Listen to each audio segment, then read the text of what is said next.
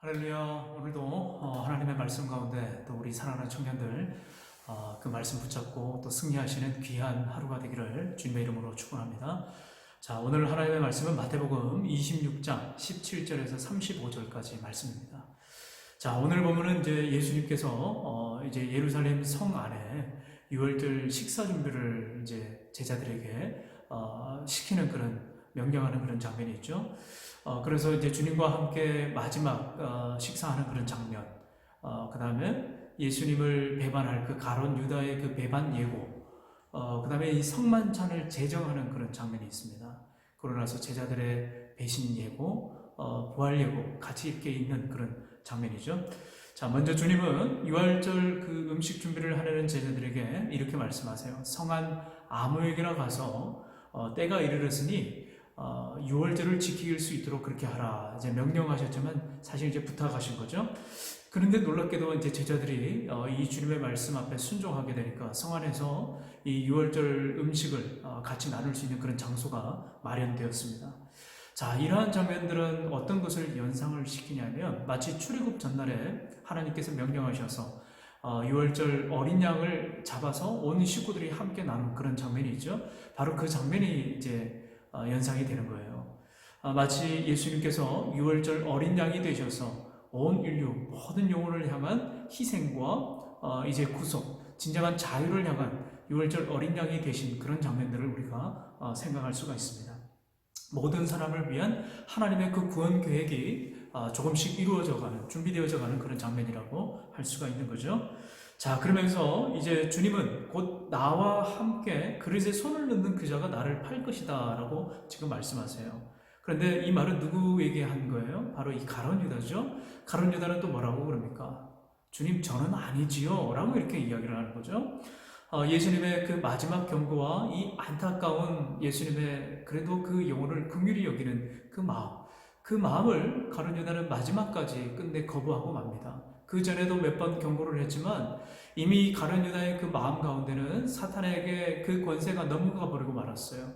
도저히 그 마음에 있는 욕심, 스승 대신 예수님을 팔 그 욕망, 자신의 목적과 뜻을 이루지 못하니까 오히려 그 사탄의 노예가 되어가지고 그 모든 것이 송두리째 다 그 사탄의 권세에 넘어가 버리고 만 것을 보게 됩니다. 제어할 수가 없는 그런 상황인 거예요. 자, 이런 모습을 보면서 우리가 어떤 것을 깨닫냐면 예수님께서 마지막 때에 늘 우리에게 당부하십니다. 깨어 있으라, 깨어서 기도하라. 이 말씀이 우리에게 더 절실하게 와닿는 거예요. 늘 깨어서 왜 기도를 해야 됩니까? 우리의 마음 가운데 있는 악한 정욕과 이 세상을 사랑하고 그 악한 권세에 휘둘리지 않기 위해서는 늘 우리가 깨어서 온 신경과 집중하여 하나님의 말씀과 그 기도로 무장되어 있지 않으면 이 악한 시대에, 악이 난무하는 시대에 우리가 도저히 살아갈 수가 없다고 하는 거예요. 그렇기 때문에 우리 사랑하는 모든 청년들이 하루하루 이 말씀을 보고 기도하는 것이 얼마나 중요한지가 모릅니다. 이 말씀이 꼭 우리의 심령 가운데 새겨져 가지고 하루하루 힘들지만은 조금이라도 그 말씀 붙잡고 일어서셔야 되는 거예요. 기도하시고 그 자리에서 정신을 차리고 깨어서 베드로의 말처럼 근신하면서 우리가 기도하는 우리 청년들이 되기를 바랍니다.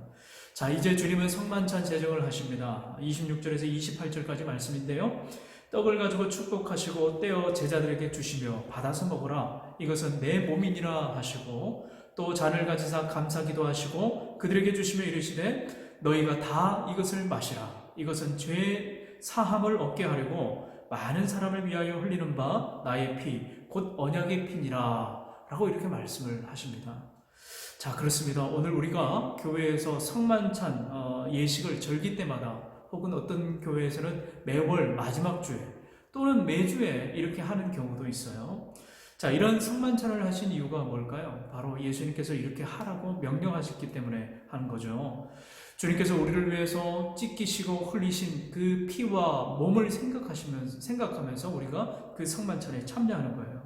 이 잔과 이 떡을 먹을 때마다 우리는 누구를 떠올리는 거예요? 우리를 위해서 피 흘려서 돌아가신, 찢기신 예수님의 희생과 그 고귀한 사랑, 우리를 위해서 하나님의 아들 되신 하나님께서 우리를 위해서 친히 돌아가신 그 희생과 우리를 향한 그 긍휼을 다시 한 번 더 떠올리면서 우리 속에 있는 모든 죄악된 마음들, 우리 속에 있는 그 마음, 모든 그 이기적인 욕망들을 다 이 성만찬 제중 앞에 앞서서 회개하면서 주님 앞에 다시 결단하면서 나아가는 거예요. 그래서 우리가 이 성만찬 예식을 통해서 우리의 죄악된 그 본성들을 예수 그리스도께서 우리를 위해서 흘리신 피, 그 언약의 피로 인하여 우리는 구원의 그 약속을 보증으로 받고 믿음으로 다시 하나님 앞에 나아가는 그 결단에 또 되는 거죠. 자, 우리가 이 예수님의 피와 살을 먹을 때마다 나는 죽고 내 안에서 예수 그리스도를 먹고 마심으로 인해 가지고 우리가 다시 살아나는 주님의 임재를 경험하는 그 귀한 영적인 은혜의 시간이 된다고 하는 거예요. 예수님께서는 요한복음에서 뭐라고 말씀하셨어요?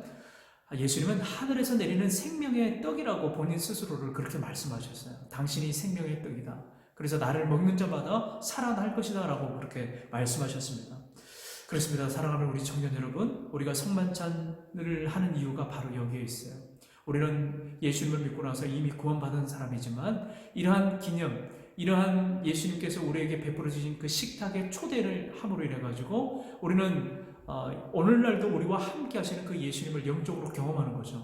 나를 위해서 흘리시고 찢기신 그 살과 피를 먹고 마심으로 다시 주님을 기억하고 주님의 임재를 다시 한 번 더 경험하고 믿음으로 다시 새롭게 출발하는 계기가 또 우리의 삶 가운데 일어나게 된다고 하는 거예요. 자, 사랑하는 우리 청년 여러분, 이제 사순절이 이제 얼마 되지 않아서 이제 마치게 되죠. 곧 종료줄입니다. 다음 주는 고난주간이고요. 우리가 오늘 이 본문을 읽으면서 더 깊숙이 더 예수 그리스도를 생각하고 더 경건하고 절제하고 온유하고 희생과 겸손의 그 마음을 본받고 할 수 있는 대로 우리가 최선을 다해서 더 이 영적인 좋은 그 계기가 되어야 돼요. 더 우리의 삶 가운데 말씀을 취하십시오. 그 말씀을 붙잡고 그 엄밀한 중에 계시는 그 하나님 앞에 고요함으로 더 깊숙이 영적인 그 은혜의 자리로 나아가는 우리 청년들이 되길 바랍니다. 그래서 하나님의 말씀과 기도로서 더 풍성한 은혜가 예비되어져 있는 그 종료주일 또 고난주간이 준비되어지기를 주님의 이름으로 축원합니다.